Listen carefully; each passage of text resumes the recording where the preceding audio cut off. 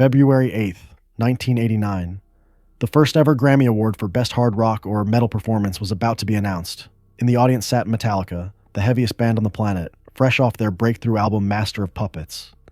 A CDC was there too, along with Iggy Pop. Everyone knew who was going to win. Then presenter Alice Cooper opened the envelope and said two words that would become the most controversial moment in Grammy history. Jethro Tull. The camera panned to an empty seat. The band wasn't even there. They thought they had no chance of winning. Back in England, Ian Anderson, the frontman with the flute and the one-legged stance, watched the news and laughed. He knew what was coming. The backlash was instant. Rolling Stone called it the biggest mistake in Grammy history. Metallica's drummer Lars Ulrich took out a full-page ad in a music magazine that simply said, "We won." But here's what nobody talks about. That Grammy controversy wasn't what destroyed Jethro Tull. The band had already been falling apart for years, and the real story of their destruction is far more interesting than a single award show mishap. Before we dive deeper, if you're enjoying this documentary about one of rock's most misunderstood bands, hit that like button and subscribe to the channel. We cover the rise and fall of legendary musicians, and you won't want to miss what's coming next. To understand how Jethro Tull went from prog rock legends to the butt of a Grammy joke, you need to go back to 1967 in Blackpool, England. Ian Anderson was a 20-year-old guitarist who couldn't really play guitar. He'd been kicked out of art school, and his band, a blues outfit called the John Evan Band, was going absolutely nowhere. Anderson made a decision that would define the rest of his career. If he couldn't be the best guitarist in the room, he'd play an instrument nobody else was playing. He bought a flute for £5 at a pawn shop. He had no formal training. He didn't even know you were supposed to blow across the hole. Not into it. But he figured it out, and within months, he'd invented a completely new sound for rock music. The John Evan Band became Jethro Tull, named after the 18th century inventor of the seed drill. It was supposed to be a temporary name. They were booked for a gig, needed something to put on the poster, and someone suggested an inventor they'd learned about in history class. The name stuck, even though Ian Anderson would spend the next 50 years correcting people who thought his name was Jethro Tull. Their first album, This Was, came out in 1968, and it was a straight blues record. But Anderson was already bored with blues. He wanted something weirder, something theatrical. By their second album, Stand Up, they'd started incorporating medieval folk music, jazz improvisation, and Anderson's increasingly bizarre stage presence. He'd hop around on one leg while playing the flute. He'd wear ridiculous costumes. He looked like a deranged medieval court jester, and audiences couldn't look away. If you enjoyed diving into this untold story of rock history, don't let it stop here. Hit that like button to show your support, subscribe so you never miss the next chapter, and share this with friends who love music as much as you do. 1971 was the year everything changed. Jethro Tull released Aqualung, an album that would become one of the defining records of the prog rock era. The title track hit like a sledgehammer, with Anderson's raspy vocals and brutal lyrics about a homeless man watching schoolgirls. The album tackled religion, hypocrisy, and social inequality in a way that felt dangerous. Radio stations didn't know what to do with it. Was it prog rock? Was it hard rock? Was it folk? It didn't matter. It sold millions. What made Aqualung so controversial wasn't just the music, it was the lyrics. Anderson was taking aim at organized religion, at the church's treatment of the poor, at the hypocrisy he saw in religious institutions. Songs like My God and Hymn 43 weren't subtle about it. Religious groups called for boycotts. Radio stations banned certain tracks. But that only made the album more popular. Young people saw Jethro Tull as rebels, as truth-tellers willing to say what everyone else was thinking. The album stayed on the charts for over a year. Then came Thick as a Brick in 1972, and this is where Jethro Tull's ambition reached its peak. The entire album was one continuous 43-minute song, not multiple tracks, one song. It was a parody of prog rock's pretensions, presented as a poem written by an 8-year-old boy named Gerald Bostock. The joke was that prog rock had become so self-indulgent that even a child could write it. Anderson even created a fake newspaper called the St. Cleve Chronicle to accompany the album, complete with articles about Gerald Bostock being expelled from school for writing dirty poetry. Critics didn't get the joke. They took it seriously, analyzed it as if it were high art, and it went to #1 in the United States. Anderson must have been laughing the whole time. He'd created a satire of prog rock excess, and the prog rock fans ate it up. The album tour was massive. They played sold-out shows across North America and Europe, with Anderson performing the entire 43 minutes without a break, hopping around on one leg, spinning his flute like a baton, dressed like a madman. Jethro Tull followed it up with a Passion Play in 1973, another single-song album, this one even more complicated. It was about life after death, reincarnation, and the journey of the soul. It was dense, confusing, and deliberately difficult to follow. Anderson later admitted he was testing to see how far he could push his audience. Turns out, he pushed too far. The album bombed with critics. Rolling Stone called it the worst album ever made by a major rock band. Melody Maker said it was pretentious garbage. Anderson was furious. He announced that Jethro Tull would never tour again. The band would retire from live performance entirely. He said critics had killed his love of performing, that he was done with the music industry. Of course, that lasted about 6 months before they were back on the road. The truth was, Anderson needed the stage. He thrived on the attention, on the control, on being the center of everything. By the mid-70s, Jethro Tull was one of the biggest bands in the world. They were selling out arenas. They were headlining festivals. They had a private jet. Ian Anderson was rich enough to buy a salmon farm in Scotland, which he actually did. He'd diversified into business ventures, investing in real estate and agriculture. The man was a millionaire several times over, but something was already starting to crack. The constant touring was wearing him down. His voice was shot. His relationships with bandmates were strained. And the music industry itself was changing in ways he didn't understand. This is a good moment to remind you to hit that like button if you're finding this story as fascinating as we do. And subscribe if you want more deep dives into the bands that shaped rock history. Now, let's talk about what went wrong. The problem with Jethro Tull was that it wasn't really a band. It was Ian Anderson's solo project with a rotating cast of musicians.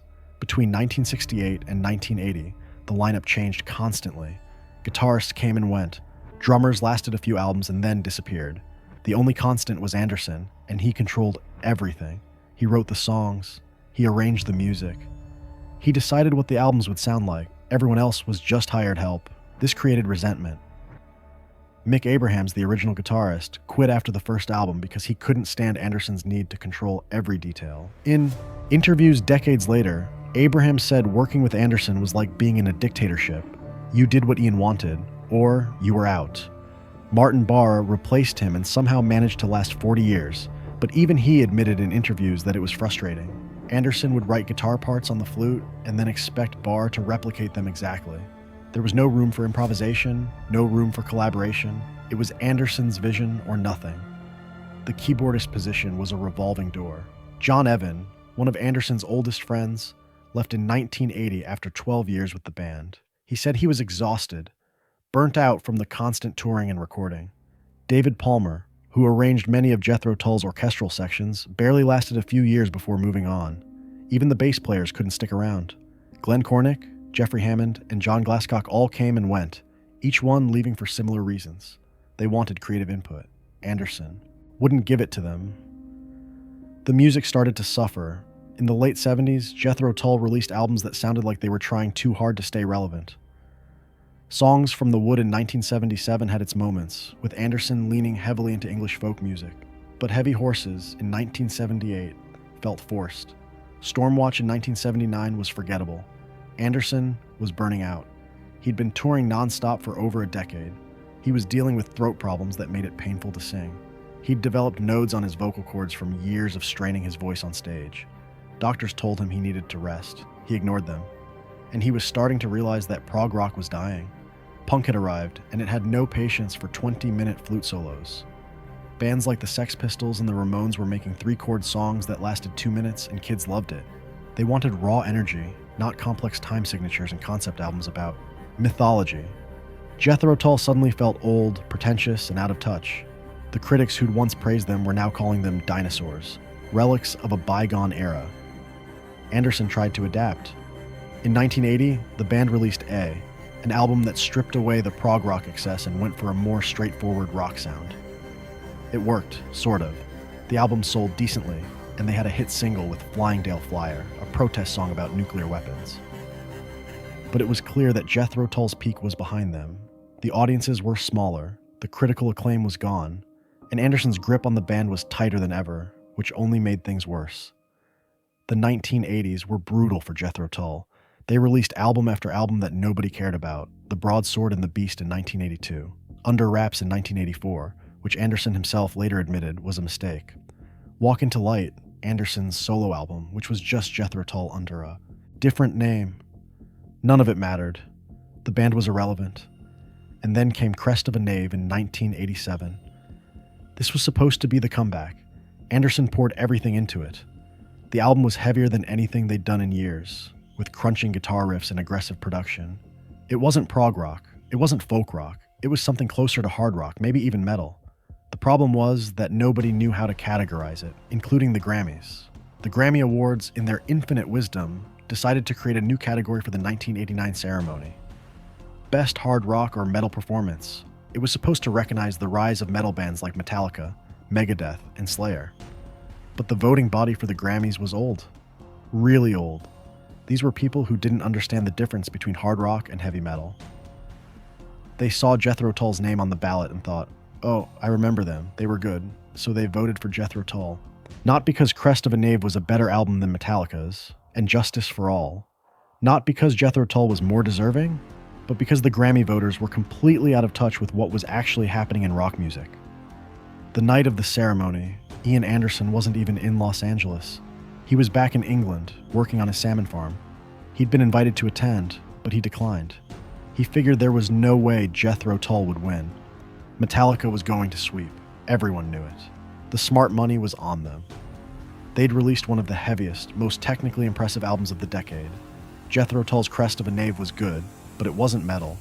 Not really. When Alice Cooper opened the envelope and announced Jethro Tull as the winner, the audience sat in stunned silence. For a moment, nobody reacted. Then came the laughter. Not polite applause. Laughter. People thought it was a joke. Metallica's table erupted in disbelief. Lars Ulrich looked at the camera and mouthed, "Are you serious?" James Hetfield sat there, shaking his head. Kirk Hammett looked like he wanted to flip the table. The camera kept cutting back to their faces, and you could see the anger building. The next day, the headlines were brutal. Grammy voters prove they know nothing about rock music. Jethro Tull beats Metallica in the dumbest decision in awards history. The flute guy won a metal Grammy. Let that sink in. MTV ran a segment where they interviewed metalheads on the street, asking them what they thought of the decision. Every single person said it was ridiculous. Some said the Grammys should be abolished. One guy set his Grammy Awards program on fire on camera. Anderson tried to play it off as a joke. He took out an ad in Billboard that showed a picture of him holding the Grammy with the caption, "The flute is a heavy metal instrument." He showed up to interviews with the trophy and made fun of the whole situation. On one late-night talk show, he brought the Grammy on stage and pretended to use it as a weapon, swinging it around like a medieval mace. The audience laughed, but you could tell he was uncomfortable. He knew this wasn't a victory. It was an embarrassment. Privately, he knew what had happened. The Grammy win had turned Jethro Tull into a punchline. They weren't a legendary prog rock band anymore. They were the band that stole an award from Metallica. Every article about them mentioned the Grammy. Every interview started with questions about the Grammy. Their music became secondary to the controversy. And the worst part? Anderson couldn't even defend the win. He knew it was wrong. He knew Metallica deserved it. But he also couldn't give the trophy back without looking like he was conceding that Jethro Tull didn't belong in the conversation. The irony is that Metallica would go on to win the same Grammy the following year for one, and they'd win it multiple times after that. They didn't need the 1989 Grammy. Their legacy was secure, but Jethro Tull would never be nominated again. The damage was done. The Grammy controversy overshadowed everything else about the band. Their entire legacy was reduced to a single punchline, and Ian Anderson, for all his talent and ambition, became the guy who beat Metallica at the Grammys with a flute. After the Grammy debacle, Jethro Tull kept releasing albums, but nobody cared. Rock Island in 1989 sold poorly despite being a solid blues rock album. Catfish Rising in 1991 had some critical praise, but the sales were dismal. Roots to Branches in 1995 tried to incorporate world music influences, bringing in Middle Eastern and Celtic sounds. It was ambitious, and it went nowhere. Each album sold less than the one before. Anderson kept touring, kept writing, kept pushing forward, but the audiences were getting smaller. The band was playing theaters instead of arenas, then clubs instead of theaters. Then small venues that held a few hundred people instead of thousands. The lineup kept changing. Longtime drummer Don Perry, who'd been with the band since 1984, left in 2006. He'd had enough of the constant touring, the shrinking audiences, the sense that they were clinging to past glory. Bassist Jonathan Noyce left in 2007, citing creative differences, which everyone knew was code for Anderson won't let anyone else contribute. Martin Barre, the guitarist who'd somehow stuck around for 4 decades, finally left in 2012 when Anderson announced the band was over. By the time Jethro Tull released the Jethro Tull Christmas album in 2003, it felt like a desperate attempt to stay relevant. A Christmas album from Jethro Tull. The band that once wrote 43-minute concept albums about reincarnation was now recording We Three Kings and Bourrée, a Bach piece they'd covered decades earlier. Critics called it a cash grab. Fans called it embarrassing.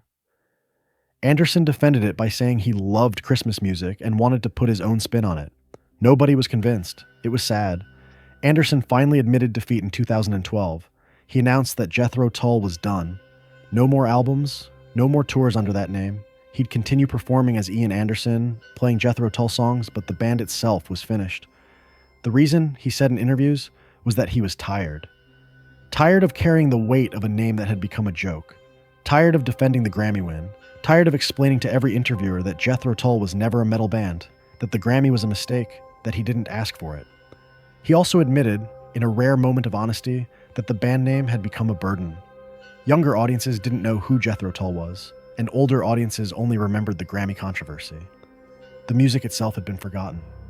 When Anderson performed solo, shows, he could play the songs he wanted without the baggage of the Jethro Tull name hanging over him. It was liberating, he said. For the first time in decades, he felt free. So what's the legacy of Jethro Tull? On one hand, they sold over 60 million albums worldwide. They influenced countless prog rock and folk rock bands. Songs like Aqualung and Locomotive Breath are still played on classic rock radio today. Ian Anderson invented a completely unique sound, blending rock, jazz, folk, and classical music in ways that nobody had done before. On the other hand, they're remembered for losing a Grammy they shouldn't have won. The band's later albums are mostly forgotten. Their influence on modern rock is minimal. When younger listeners hear the name Jethro Tull today, they don't think of Thick as a brick or Aqualung. They think of the flute guy who beat Metallica at the Grammys. Anderson himself has made peace with it, sort of. In interviews, he jokes that the Grammy controversy gave Jethro Tull more publicity than they'd had in 20 years. He still tours, still plays the flute, still hops around on one leg. He's in his 70s now, and he's still performing over 100 shows a year. The man is relentless. But the band itself? It's gone. And the story of its destruction isn't really about a Grammy. It's about a perfectionist who couldn't let go of control. It's about a band that refused to adapt to changing times. It's about the danger of being too ambitious, too weird, too unwilling to compromise. Jethro Tull destroyed itself long before that awards ceremony in 1989. The Grammy just made it official. If this deep dive into the rise and fall of Jethro Tull opened your eyes to a side of rock history you didn't know, make sure to like this video, share it with fellow music fans, and subscribe to the channel for more stories about the bands that shaped music history. Thanks for watching, and we'll see you in the next one.